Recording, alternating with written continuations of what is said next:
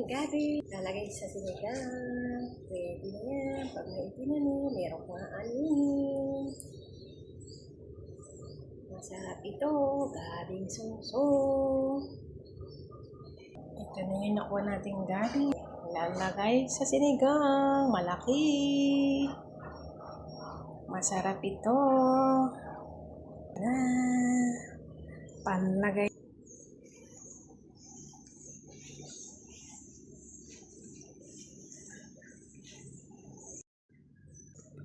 Ang dami nating gabi.